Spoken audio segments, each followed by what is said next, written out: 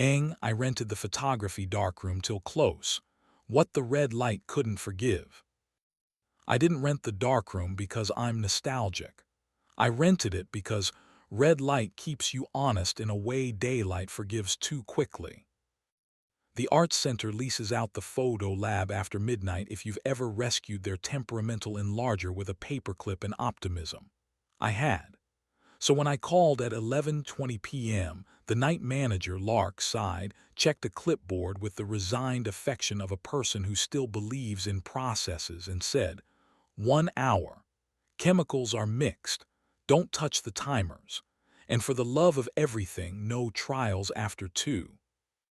She slid a key through the security slot like a benediction. She didn't have the budget to print. At 11:38, my phone delivered the sentence my marriage and I had perfected into polite punctuation. Loadout ran late. Quick toast with the team might crash at the office. Don't wait up. Tessa isn't a liar. She organizes disasters into shapes donors can post about. She runs volunteers like a symphony of borrowed backs. We've spent a year being excellent caretakers and poor thieves, generous with mercy, stingy with appetite. The person who made that accounting dangerous came with gaffer in his tote and non-theatrical shoulders. His name is Nico. He stands exactly one respectful step from married women, the distance that makes rooms behave without needing an alibi. I admire him at 10 in the morning. At 2, my neck files a dissent. The darkroom is a cave built out of metal trays, wet air, and the kind of silence machines make when they've decided not to argue with you. I switched the safe light on and watched the room surrender its colors. The trays sat like patient mouths. Developer, stop, fixer. The air smelled like pennies and vows. I set 2 paper cups of terrible vending machine coffee on the dry table and waited beside the enlarger like a man who had decided to hire evidence instead of a lawyer. They arrived at 12:06, the hallway's fluorescents flickering their mild contempt as the door opened. Tessa first, hair pinned in the shape competence requires, mouth still carrying a joke she hadn't had time to laugh at properly. Nico behind her, sleeves pushed, tote at his hip, eyes doing the perimeter math that has kept him employed in a dozen rooms where other people's mistakes needed to be lifted quietly. He saw me first. Men who carry after midnight learn the silhouette of a husband through even the friendliest door. He nodded, a small, workable piece, and stopped one respectful step inside, palms visible, a man trying to be furniture without lying about it.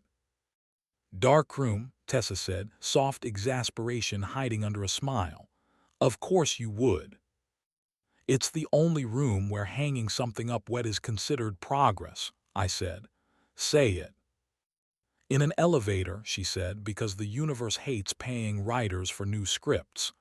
2 weeks ago, between floors and nouns, I kissed him. It was quick, mint. Rehearsal. He stepped back. He said my name like a lock. I hated him for being the adult I pretended not to need. Do you want me to hit him? I asked, already hearing how boredom wears brass knuckles. I want you to choose me, she said. Not rescue, appetite. Nico looked at the floor tiles where a lifetime of shoes had learned humility. Need me? He asked her, not me. I need you exactly there, she said, pointing to the taped line that keeps students from backing into the drying rack. If I want less distance, I'll use proper nouns. He obeyed. Good men do. That's how they keep rooms safe and husbands impatient. I handed Tessa a sheet of paper, glossy side up, like a ceremony that had earned its seriousness without funerals. Let's print something we don't have to apologize for, I said. She took it with both hands, the way she takes clipboards when gravity needs coaxing. I slid a negative carrier under the enlarger head. A photo I'd made of our kitchen on a morning we didn't ruin, her wrist on the counter in sunlight, a small knife beside a lemon pretending to be the moon. The image glowed pale on the easel, an invitation written in a dialect I could still read. I set the timer and the metronome in my chest found its rhythm. "Invite me when you're interesting," I said. "Not only when you're frightened, you'll be easier to love in other lighting." "I am inviting you," she said, stepping until our shoulders breathed the same air. "Now." The timer buzzed with the modest authority of 1,000 past tests. I slid the paper into the developer tray and rocked it gently. The image arrived the way confessions should, slowly, without flinching. Her wrist, the lemon, the stubborn light. Tessa leaned over my shoulder, and the red bulb traded our faces for warmer versions of their arguments.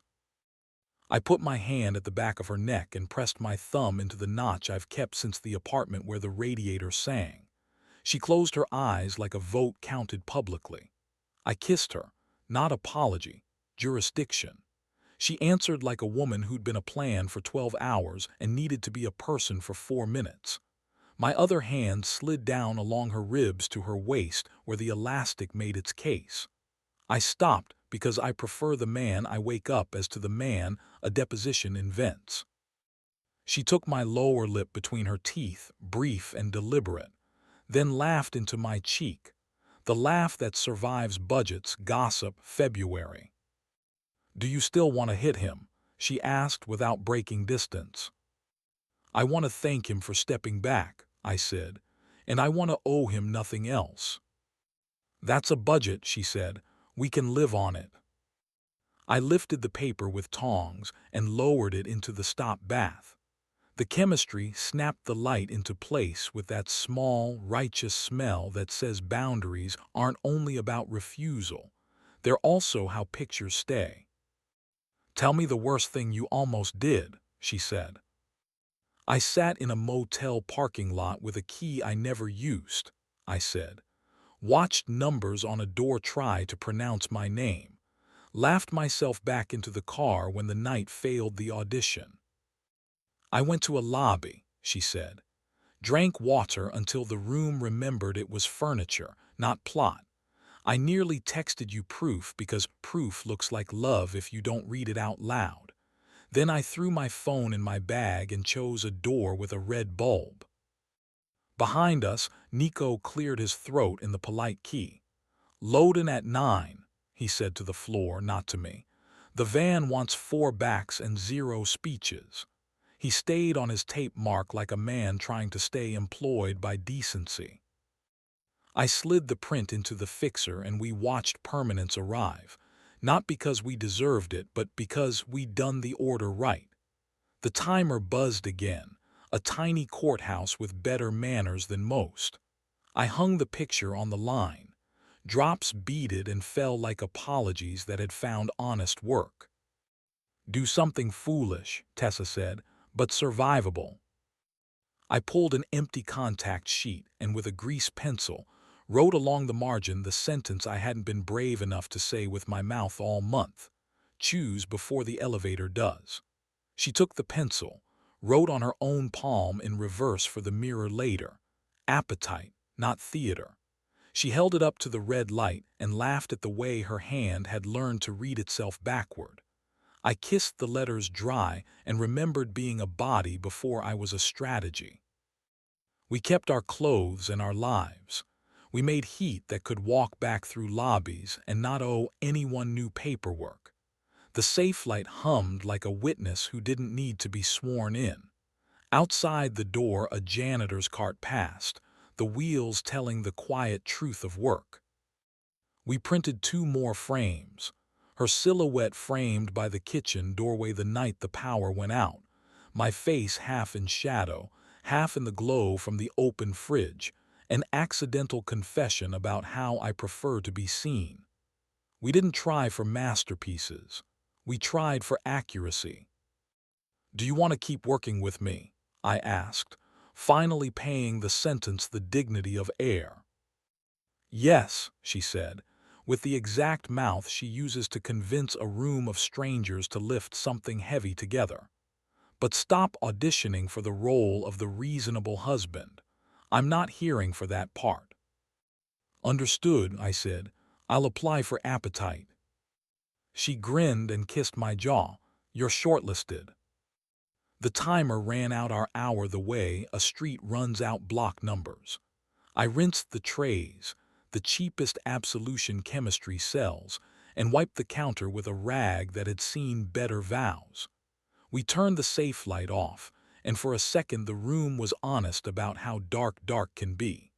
Then the hallway fluorescents barged in with their paperwork. In the doorway, Nico shifted his tote, a man ready to be scenery elsewhere. If I'm in the way, he said, still a respectful step from anything worth breaking, say so, and I'll be a hallway. You're a hallway, I said. At 9, you're a van. He nodded once, as if contracts could be signed with a shoulder. We stepped into the night that smells like delivery trucks and whether that hasn't decided.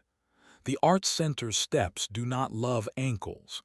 Tessa misjudged the bottom one and my hand caught her waist with a reflex older than marriage. She steadied, breathed out, kept my wrist for one extra beat, daylight legal, and then let go. At home, we taped the wet prints to the bathroom tile with painter's tape. The room filled with steam and the lemon from a bottle that lies about being essential. We brushed teeth at the same sink, foam ridiculous, our eyes quite serious. She reached across me for a towel, and her shoulder pressed into my chest in a way that convinced the mirror to mind its own business. We slept because sleep is not the enemy of desire. It's where desire does its stretching. At 9, the community center smelled like lemon spelling please. Nico was already lifting tables with the modest inevitability that teaches gravity humility. I carried the other end and let the sun assign me jurisdiction. Tessa moved through the room with a clipboard, and the mouth volunteers obey without punishment. When she passed me, she touched my wrist again, public, precise, and the morning decided not to argue. During break, I set a coffee by Nico's elbow. Thank you for being the adult in the elevator, I said. Thank you for renting a room that refuses to lie, he said, eyes on the coil of cable in his hands. He did not add anything heroic. Decency prefers declarative sentences and early mornings. We loaded the van without speeches. Tape squealed, the door clanged, the checklist sighed with relief. Gravity agreed to be negotiated for one more day. We didn't tell anyone about the darkroom. We didn't need to. We clipped the kitchen wrist print to the side of our fridge under the magnet shaped like the ridiculous boat we bought one summer we didn't ruin. Sometimes when the house auditions for courtroom, we switch off the big light in the bathroom and let the mirror learn us under the cheap red glow of a nightlight. Sometimes she texts come and means stand next to me while I bend a room into competence and beauty. Sometimes I text come and mean watch me be a body before I become a plan. Sometimes we invite a friend who thinks proof is the same thing as love and show them a tray of blank paper fogging into a face. How patience, sequence, and a steady hand turn almost into something the morning recognizes. We didn't stop admiring other people's competence. We did stop confusing it with permission. Heat is a temperature, not a verdict. Red light is a witness that refuses to flatter you into a prettier story. We eat before we try to win. We sleep when the clock loses its manners. We put our hands on each other in daylight like the sun still issues licenses. And when the gossip part of the city asks whether we have anything to add, we hold up a print and let the shadows answer. We chose before the elevator did. We kissed under a bulb that doesn't forgive. And we left the room cleaner than we found it, with our names still legible in the margin and no trials after 2.